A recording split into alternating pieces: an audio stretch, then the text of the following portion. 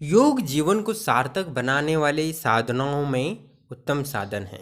इसका महत्व तो इसी से जाना जा सकता है कि यह मनुष्य को सभी प्रकार के आवरणों और विक्षोभों से सदा के लिए मुक्त करता हुआ ऐसा विशुद्ध अंतकरण वाला बना देता है कि परमात्मा से उसका अभिन्न संबंध अपने आप स्थापित हो जाता है।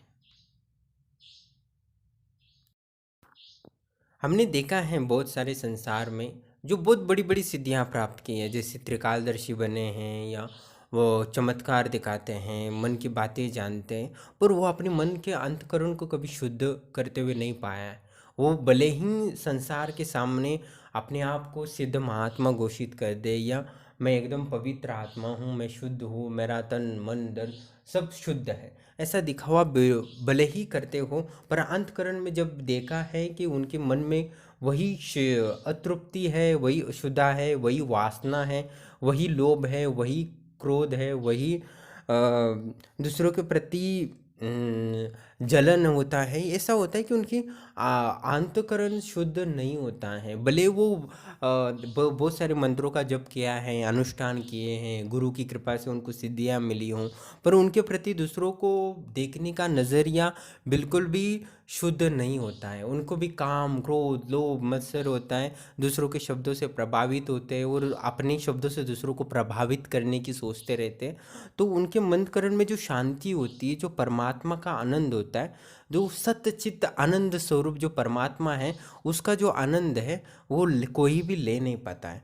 बहुत सारे मैंने देखे, बहुत सारे नहीं, सभी मैंने जो भी वर्तमान में हैं, त्रिकालदर्शी से लेके बहुत बड़े बड़े संत हैं जिनकी कृपा से बहुत सारी मनोकामनाएं पूर्ण होती है, बहुत सारे, ये इसका मतलब ये नहीं कि उनके पास ऊर्जा नहीं है, उनके पास आध्यात्मिक ऊर्जा है, पर उनके पास जो अपनी आत्मा को शुद्ध अंतकरण चाहिए जिससे कि हम परमात्मा से मिल सके, परमात्मा की जो शांति है उसको महसूस कर सके।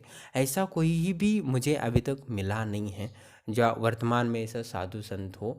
तो वो शांति जिसके पास मिली वो परम तृप्ति है।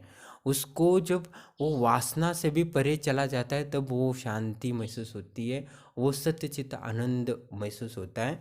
और वो तभी महसूस हो सकता है जब आप योग साधना में निपुण होते हो, योग साधना का अवलंबन करते हैं। आप तंत्र साधना कर सकते हो, यक्षिणी सिद्ध कर सकते हो, बड़े बड़े त्रिकालदर्शी बन सकते हो, उनका घर कैसा है क्या है सब कुछ बता सकते हो, उसमें कोई संशय नहीं है। पर आप योग का अवलंब करके आपके जो अंतकरण से अपना शुद्ध कर लेते हो, अपना मन, अपना बुद्धि, अपनी आत्मा, तो उसके पश्चात आप परमात्मा को जोड़ने का कोई प्रयास नहीं करना पड़ता, ना कोई मंत्र जप करना पड़ता है। आप परमात्मा को स्वतः ही दर्शन कर लेते हो, परमात्मा से स्वतः ही जुड़ जाते हो, जिससे कि आप अपने आप को जान पाते हो, अपनी अपने आत्मा में रमन करने लगते हो। आपको स्वतः ही राम मिलने लगता है, कोई मंत्र जप करने की ज़रूरत नहीं पड़ती। हमने ये भी देखा है बहुत सारे लोग जिनको हम बहुत बड़ा संत समझते हैं, उनके पास बहुत सारी यक्षिणियाँ होती है, कोई अप्सरा सिद्ध कर लिया, को माँ काली की सिद्धि कर लेते हैं या भैरव जी की सिद्धि कर लेते हैं जिनके कान में वो बताती है।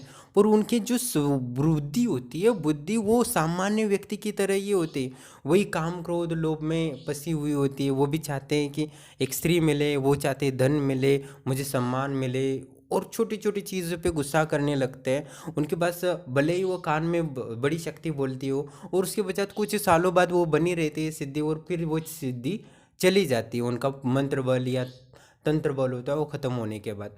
तो उसके पश्चात तो उनका जो अंतकरण होता है वो और मलिन होने लगता है, क्योंकि वो उस शुद्धता की जो ज़रूरत होती है अंतकरण, वो कभी प्राप्ति नहीं होती। वो बड़ी बड़ी सिद्धियाँ प्राप्त करते हैं पर उनसे देवी से ज्ञान की बात कभी नहीं करते ना, वो जो शांत करने शुद्ध करने की जो संकल्पना होती है वो कभी करने की कोशिश ही नहीं करते। बस उनको लोगों को प्रभावित करना, लोगों को जितना ज़्यादा हो सके उतना उनका भूतकाल बताना जिससे कि वो प्रभावित हो सके और उनसे वो धन प्राप्त कर सके, सम्मान प्राप्त कर सके, और दूसरों का भूत भविष्य वर्तमान बता के लोगों का कल्याण होगा ऐसा वो सोचते, पर वैसा नहीं है।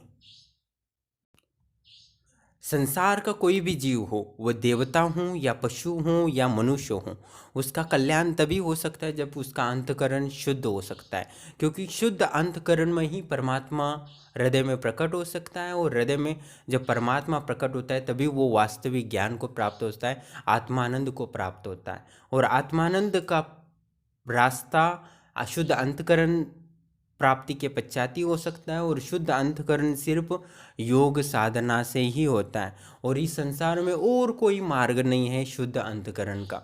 शुद्ध अंतकरण चाहिए तो सिर्फ योग से ही हो सकता है, और कोई मार्ग नहीं है।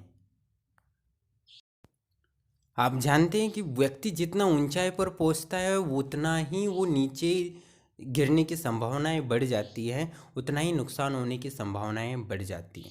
वैसे ही प्रकृति से आप कितना ही तंत्र माध्यम से, मंत्र के माध्यम से ऊर्जा इकट्ठा कर लो, जितनी आप ऊर्जा इकट्ठा करेंगे उतनी ही आप नीचे गिर सकते हो। आपको उतनी ही अपनी बुद्धि और आपका मन विचलित करने के लिए तैयार होती है। प्रकृति आपको वहाँ जीने नहीं देती। आपकी ये वासना, आपकी मन के सहारे अशुद्धि अंतकरण आपको इतना जलाती है कि आप विक्षिप्त हो जाते हो।